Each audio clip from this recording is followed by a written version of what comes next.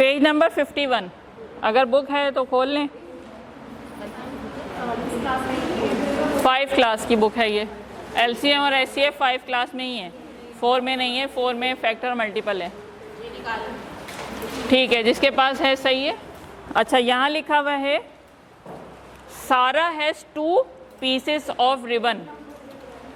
क्या सारा के पास क्या है? हाँ भाई, रिबन के 2 पीस हैं।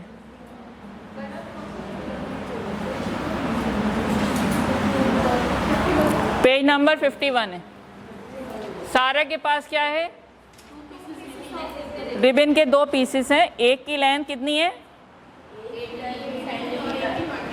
18 सेंटीमीटर। दूसरे की कितनी है? 24 centimetre. She wants to cut the ribbon into smaller pieces. वो इसको काटना चाह रही है ऑफ इक्वल लेंथ, यानी कि वो इसके इतने टुकड़े करना चाह रही है कि इसका टुकड़ा और इसका टुकड़ा उसकी लेंथ सेम होनी चाहिए। वो जितने भी टुकड़े हैं उससे कोई परवाह नहीं। तो ये कैसे मालूम करेंगे कि उसको कितना बड़ा इसका टुकड़ा काटना चाहिए कि इसका टुकड़ा और इसका टुकड़ा सेम लेंथ का हो। अगर हम इसको ऐसे ही काटने बैठेंगे तो रिबन बर्बाद हो जाएगा और हम नहीं हासिल कर पाएंगे जो हमें चाहिए। तो क्या करें, हम इसका SCF ले लेंगे। What is the greatest? अच्छा, जो क्वेश्चन होता है उसी में वर्ड दिया हुआ होता है जिससे आपको पता चल रहा है SCF निकालना है या LCM। कैसे मुझे पता चल रहा है? क्योंकि यहाँ ग्रेटेस्ट लिखा हुआ है। So what is the greatest possible length of each piece? अब ज़रा बता दें मुझे SCF निकाल के।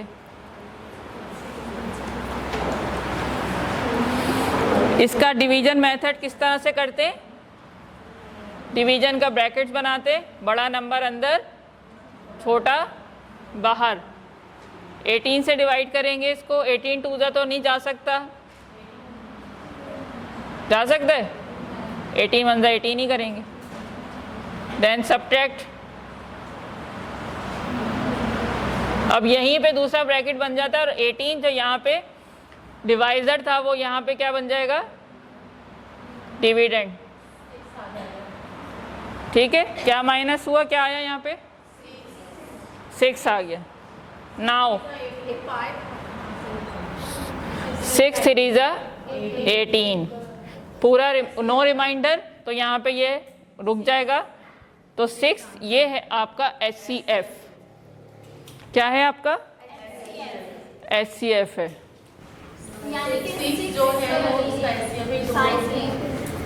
मुझे चाहिए क्या था? चंदा ये बंद कर दें, मुझे आंखों में लाइट बंद कर दें मोबाइल की। हाँ, उसको इसके भी वो 6 इंच के टुकड़े करेगी, 6 सेंटीमीटर के, और इसके भी। हाँ, अच्छा, अगर इसके 6 सेंटीमीटर के टुकड़े करेगी तो कितने टुकड़े होंगे? चलें ये बताओ। 3, बिल्कुल। और इसके कितने हो जाएंगे? 4 ना। 24 डिवाइडेड बाई 6, 4 टुकड़े हो जाएंगे। क्लियर हो गया? अच्छा, इसके लिए क्या करें? रिबन लेकर आ जाएं, कोई रस्सी का टुकड़ा, कोई भी चीज़ छोटी मोटी लंबी सी, और उनको बोलें चलें भाई अब इसको नापें 6 सेंटीमीटर और काटें। तो उससे वो जब प्रैक्टिकल करके देखेगा ना उसको, हाईएस्ट कॉमन फैक्टर का उसको जो यूज़ है वो उसको और अच्छे से समझ में आ जाएगा।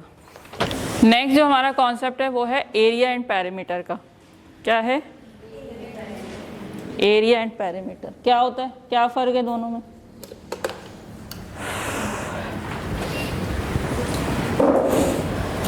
क्या फ़र्क है? एरिया क्या होता है, कोई बता दे?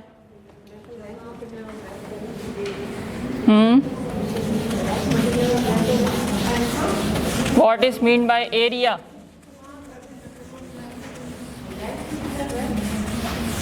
ठीक है, लेंथ मल्टीप्लाई ब्रेथ। यानी अगर मुझे एरिया से मतलब क्या है कि ये जैसे ये इस बोर्ड को आप एग्जाम्पल दें तो इस बोर्ड पे जितना भी वाइट पार्ट है ये इस बोर्ड का क्या होगा, एरिया होगा। क्या होगा, एरिया होगा। इसी तरह से अगर ये हॉल है तो इसमें ये जितना भी फ्लोर है ये सब इसका क्या है, एरिया है। ये जितना भी सॉफ्ट बोर्ड है, ये जो ग्रीन पार्ट है इसका, ये सब क्या है, एरिया है। ये निकालने के लिए हमें क्या करना पड़ेगा, हमें यहाँ से यहाँ तक इसको नापना पड़ेगा, फिर यहाँ से यहाँ तक इसको नापना पड़ेगा। तो किसी भी चीज़ की 3 लेंथ होती हैं। कौन कौन सी? अब रियल ऑब्जेक्ट को हम यूज़ कर लेते हैं।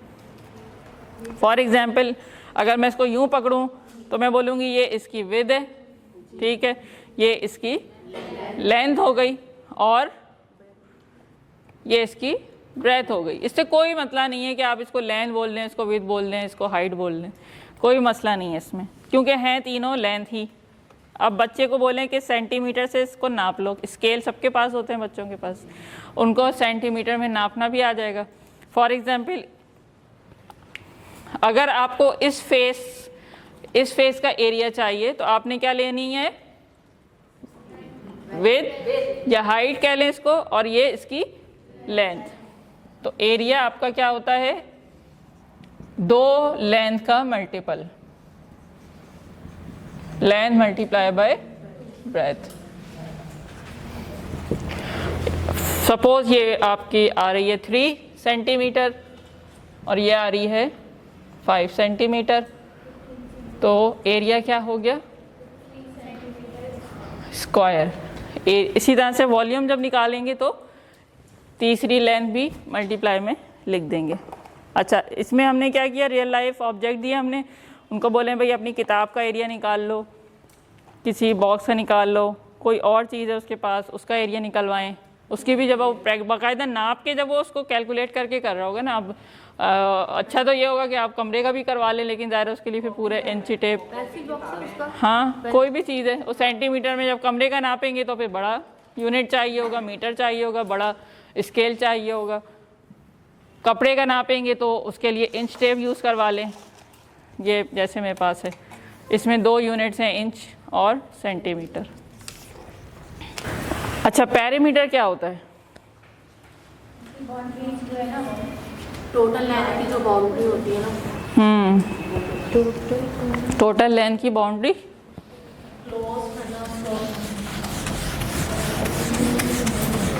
अगर मुझे इस बोर्ड का पेरीमीटर निकालना हो तो मैं क्या करूँगी, ये वाली लेंथ, ये इसकी ब्रेथ, ये इसकी लेंथ, देन अगेन ब्रेथ, ये सारी मैंने मेजर करी, सबको प्लस कर दिया, ठीक है, सबको क्या कर दिया, प्लस कर दिया। तो वो जो फिगर आएगी वो क्या होगी, बोर्ड का पेरीमीटर होगा। अच्छा, इसकी एक और एक्टिविटी करवाते हैं, वो जो मैथ्स के आप लोगों को मंगवाए थे उसके बैक साइड पे आ जाएं, जो ब्लैंक है।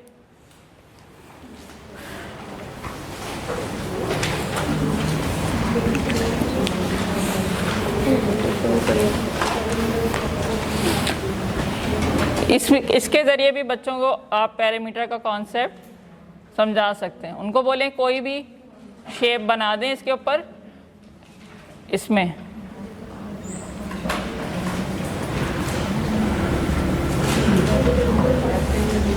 अपने मैथ्स के पेज पे, और फिर उसका पेरीमीटर निकालें। तो इससे क्या हो जाएगा कि जो बिल्कुल सीधी सीधी शेप नहीं भी है उसका भी इसको पता चल जाएगा कि कैसे निकाला जाता है। उसको बोलेंगे ये जो 1 स्क्वायर की साइड है ये है 1। अब मुझे बताएं इस शेप का पेरीमीटर कितना होगा, अपने पास ड्रॉ भी कर लें उस पेज के ऊपर और बताएं कितना पेरीमीटर होना चाहिए अगर ये वाला हिस्सा 1 साइड जो है वो 1 सेंटीमीटर हो। कितना बना भाई, 12। पक्का सबका यही आ रहा है, चलो गिन लेते। 1 1 1 1 1 1 1 1 1 1 1 1 2 3 4 5 6 7 8 9 10 11 12, पेरीमीटर 12। ठीक है, मुख्तलिफ शेप्स ड्रॉ करके इस तरह से उनको आप बनवा के पेरीमीटर का कॉन्सेप्ट दे सकते हैं। ज़मीन पे भी कर सकते हैं, जैसे टाइल्स लगी हुई है ना, इसके ऊपर चौक से या तो फिगर बना दें, अगर है नहीं है तो खुद से ही ड्रॉ कर दें, उनको बता दें कि ये 1 सेंटीमीटर या 1 मीटर। अच्छा, इसका क्या रियल टाइम यूज़ है, रियल लाइफ में यूज़ क्या है इसका? बिल्कुल, डेफिनेटली। कंस्ट्रक्शन के अलावा आपने अपने घर की सेटिंग करनी है, मिसाल के तौर पे मुझे अपना बेड लगाना है, इधर मुझे कबर्ड लगानी है, उसकी अरेंजमेंट करनी है, या फिर कलर करवाना है, फ्लोरिंग करवानी है, टाइल्स लगवानी है, कारपेट लेना है, एग्जैक्टली। तो ये सब जगह हमारा रियल टाइम इसका यूज़ है। इसमें एक और एक्टिविटी हो सकती है कि बाकायदा आप बच्चों से ये कहें कि अपना घर का फ्लोर डिज़ाइन करें। फ्लोर क्या बोलते हैं उसको, जैसे जो इंजीनियर जिस तरह से डिज़ाइन करते हैं ना पूरा, कि यहाँ कमरा होगा, यहाँ वॉशरूम होगा, इतने सेंटीमीटर का कमरा होगा, उनको एक बाकायदा प्लॉट साइज़ दे दें। उनको बोले 120 बाय 120 स्क्वायर का आपका प्लॉट साइज़ है, अब बताओ तुम्हारा घर कहाँ, तुम्हारा बेडरूम कहाँ होगा, किचन कहाँ होगा, एग्जैक्टली। ये बाकायदा कॉपी पे आप उसको नक्शा पूरा बनवा सकते हैं। फ्रैक्शन, फ्रैक्शन का मतलब बता दे कोई? फ्रैक्शंस, जी, what is mean by fraction? Exactly, equal part of something whole. I have this onion and it is whole। Apple भी ले सकते हैं, मेरे पास घर में ये अवेलेबल था, मैं ये ले आई हूँ। तो क्या करना है आपने?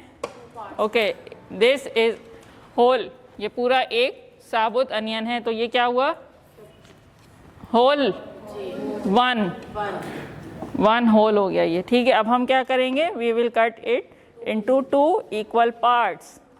डिमॉन्स्ट्रेट करके बाकायदा आपने उसको बताना है क्लास में, कोई भी चीज़ ले सकते हैं। Now the whole is divided into 2 parts. The whole is divided into 2 parts. So how we will write it mathematically? हम इसको कैसे लिखेंगे? This was whole onion, 1 whole onion, ठीक है। Okay, now I cut it into 2 pieces. So the half part will be written as, how many pieces I did 2 pieces. So 2 and 2, ये 2 में से कितना हुआ? 1, और ये दोनों में से कितना हुआ? 1। तो इसका फ्रैक्शन कैसे लिखेंगे? 1/2, 1/2। अच्छा, जब ये दोनों मिल जाएंगे तो क्या बन जाएगा? अगेन 1 बन जाएगा। 1 को हमने 2 में डिवाइड किया, तो एक हिस्सा है 1/2, दूसरा हिस्सा है 1/2। 2 क्यों आ रहा है? क्योंकि हमने कितने हिस्से किए? 2 हिस्से किए। अगर मैं इसके 4 हिस्से कर दूं, 4 इक्वल पार्ट्स,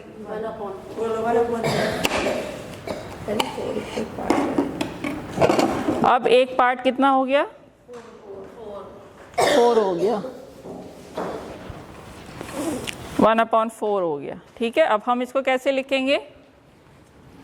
जब मैंने इसको 4 पार्ट्स में डिवाइड कर दिया तो 1 पार्ट कितना हो गया? 1/4। जब हम इन चारों को कंबाइन करेंगे तो अगेन क्या बन जाएगा? 1 या होल।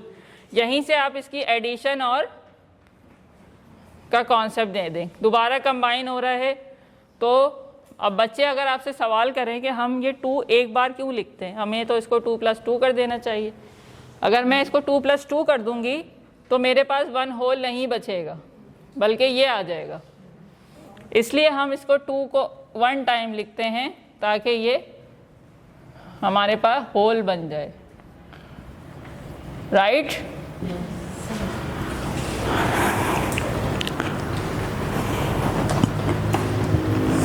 अच्छा, अब मिसाल के तौर पे ये हमारे पास 4 थे, इसमें से मैंने 1/4 माइनस कर दिया, ठीक है।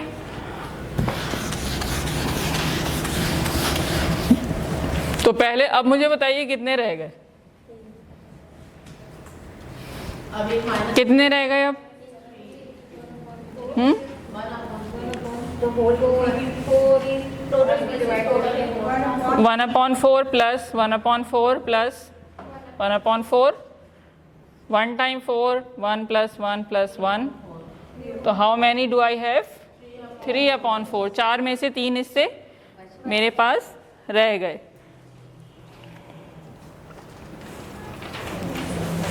क्लियर हो गया? यहाँ से आपने इसको एडिशन सब्ट्रैक्शन का भी कॉन्सेप्ट चला गया। इसके बाद एक और चीज़ होती है equivalent fractions.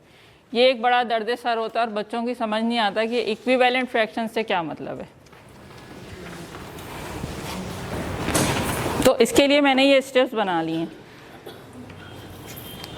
This is 1 whole, ये सेम साइज का क्या है? एक स्ट्रिप है जिसको मैंने कहा होल, ठीक है।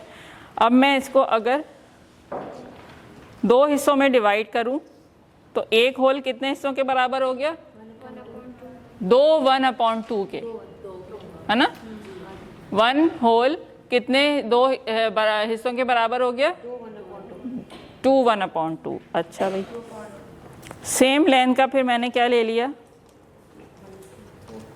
1/4।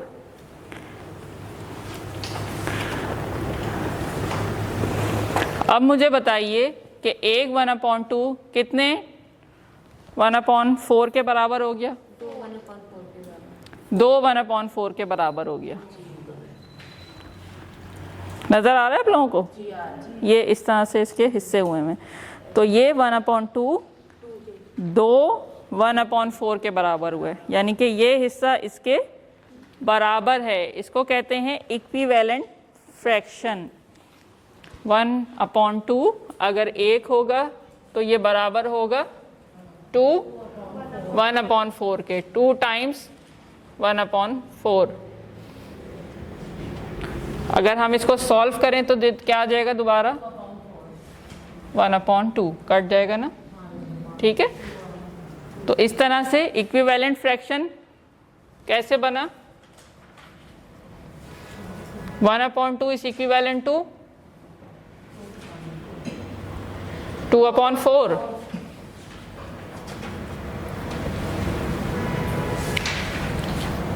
One upon 2 is equivalent to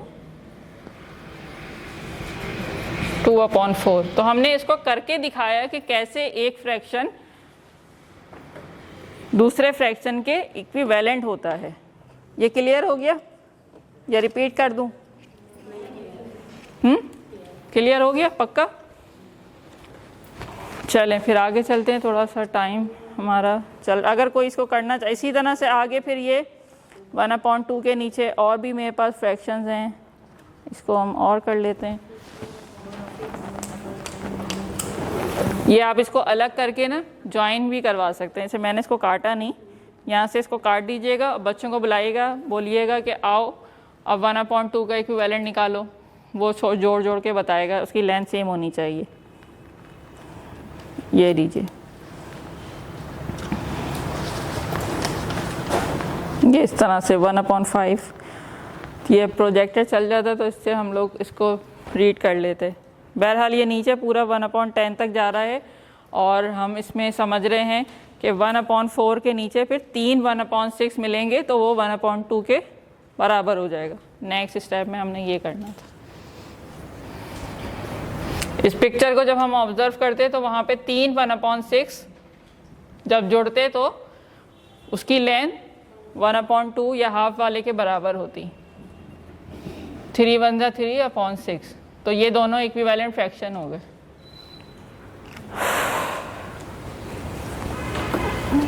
clear है? अच्छा, फ्रैक्शन का रियल टाइम यूज क्या है? पिज़्ज़ा तो पिज़्ज़ा भी हो सकता है, एप्पल भी हो सकता है, बटरफ्लाई अगर नेचुरल देखा जाए तो। बटरफ्लाई को जैसे अगर हम देखें तो यूज बताएं, यूज एप्लीकेशन क्या है? फ्रैक्शन हम जिंदगी में कहाँ इस्तेमाल कर रहे होते हैं? रोटी के 4 हिस्से करते हैं और 4 लोगों में बांट देते हैं।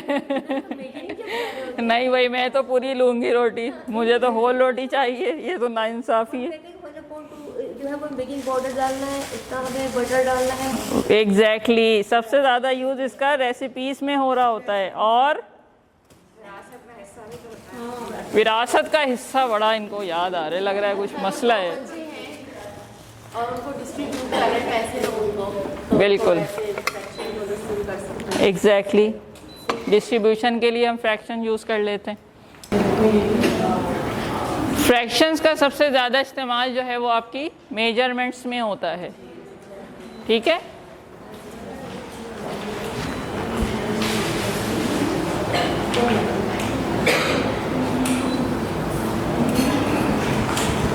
अच्छा, कुछ स्टूडेंट यहाँ पे मुख्तलिफ़ चीज़ें लिखी हुई एक्टिविटीज़। 2 वॉलेंटियर मुझे यहाँ पे चाहिए रेसिपी बनाने के लिए। रेसिपी मैंने लिख दी है लेमनेड की।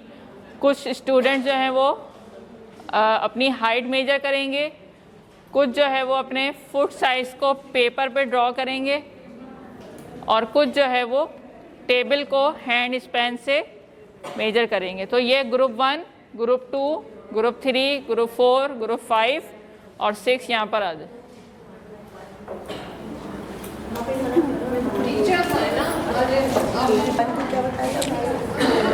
ये लिखा हुआ है ना,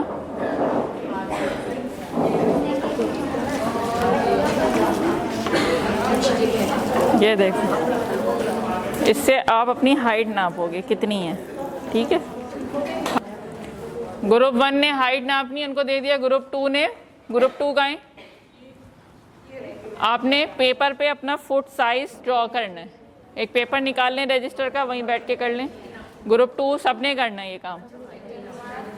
और ग्रुप 3 का है, ग्रुप 3 ये रहे, ठीक है। तो ग्रुप 3 ने जो है वो जो कूलर वाली टेबल है ना, उसकी लेंथ नापनी है सबने हैंड स्पैन से, और हर फर्द ने नापनी है ग्रुप के, ऐसे ऐसे करके, और सबने अपने नाम के साथ लिखने कितने हैंड स्पैन हो रहे हैं।